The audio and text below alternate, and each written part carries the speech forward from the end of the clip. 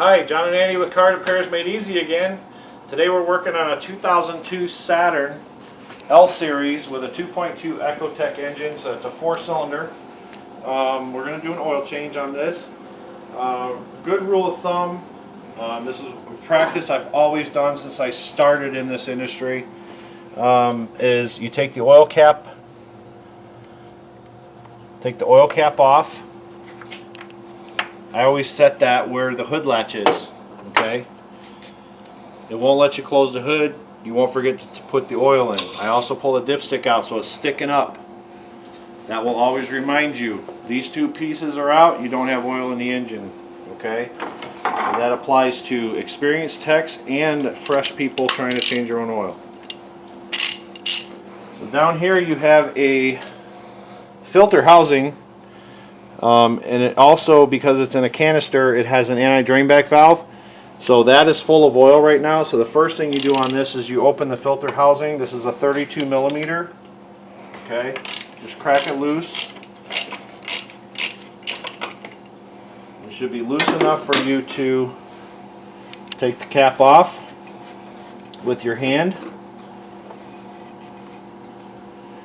And it can get a little bit messy, so I kind of let drip as much as I can in there as it drains back into the pan. Now if you look down in there, you see all that oil? Right now it's draining back into the pan. So that'll empty out and we can get all the bad oil out. Here's your filter here. This is your filter housing. It just snaps in. On most vehicles, I know some people are particular to say like Fram or Wix or Purelator or whatever.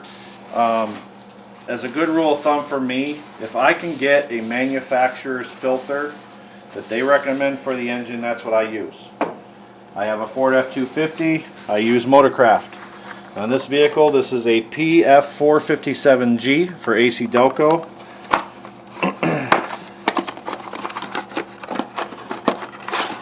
We're going to pull it out of the box. Snap it back in. And see, that's your little anti-drain back O-ring that goes in there for it to hold oil. Check your O-ring up here to see if it's any good. Sometimes you'll get it in a little baggie in the box. We didn't on this one. So now we're going to put our filter back in.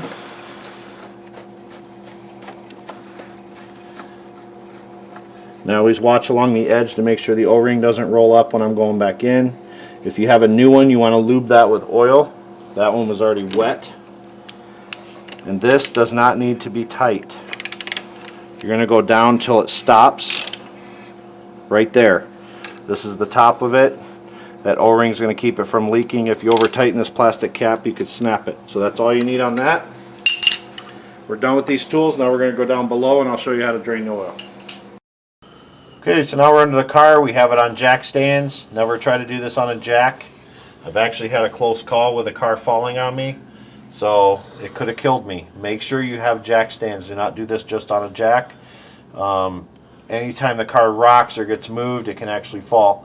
Anyway, we're under the car. This part here faces the back of the car, the rear wheels. I'm actually under the front of the car.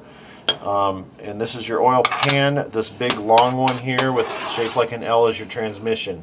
There is no drain plug on it. So the only drain plug you have is this one. It's a 15 millimeter. I'm going to crack that loose. Get our drain bucket under here. We're going to pull this out. Whoops. And we're going to drain oil. Right through the handle. Shot right through the hole.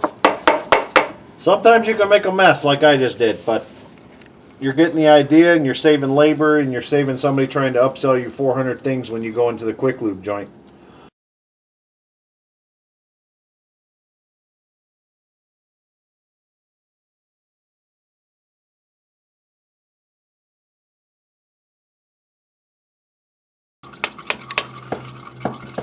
Okay, we're getting a nice slower stream here. If you can see that with my hand there. We're going to wait till it actually goes into a drip. Then we're going to put the drain plug back in. It takes roughly a minute or two to get to this point. I'm sure on the video you saw we fast forwarded it because it's kind of boring just to see a still screen with oil running out.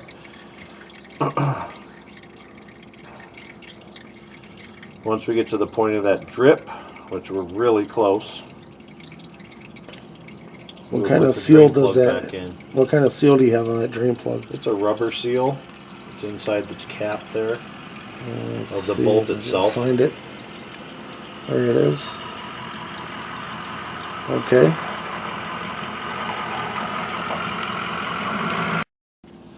Okay, you see with my hand, see how it's starting to get the little tiny drips there? That's about good. I mean, you can let this drain all night and it still would have something coming out of it, but I don't even think quick lube places give you that much time, but I like to get as much out as I can. Move this out of the way. And we're going to tighten it up. Just snug, that's all we need.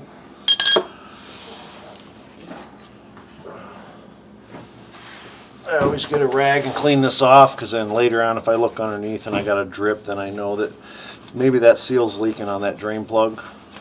That's good enough. Now we're going to go up top and we're going to put oil in. Be right back. Okay, we're ready up top. Remember we already did our filter. Now we're going to put our oil in here. And you see this doesn't take the funnel in too well because the camshaft runs right through there. But it has room around it for it to flow in. So I'm going to have to hold that while we pour it in. We're using Mobil 1 530 synthetic.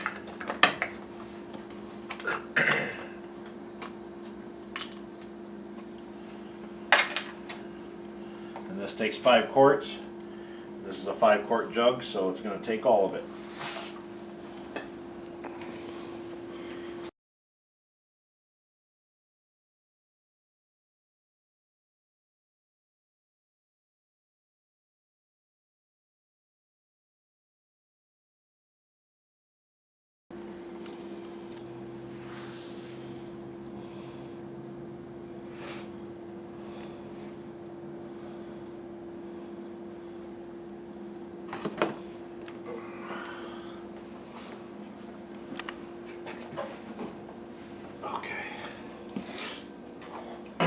So now we'll put our dipstick back in, put our oil fill cap back on.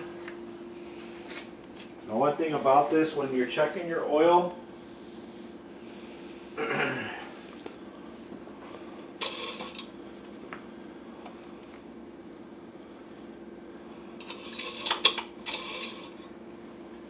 you check it now, it's over full. It's above this, it should be on that last notch, it's way up here past max. And that's because our canister here for the filter isn't full yet. So we have to run this car for about 5 to 7 seconds and then we're going to recheck the oil and I'll show you that.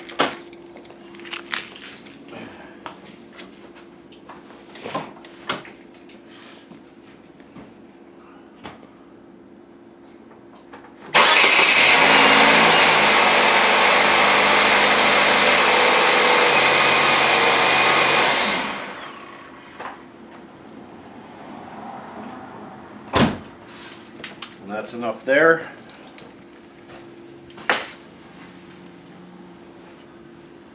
And you can wait about a minute.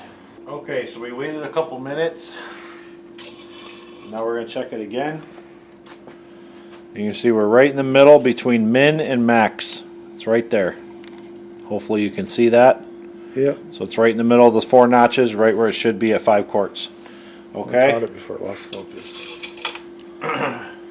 And that's how you do an oil change on a 2.2 Ecotec engine on a 2002 Saturn. Hope we helped you save some money, and we'll see you next time.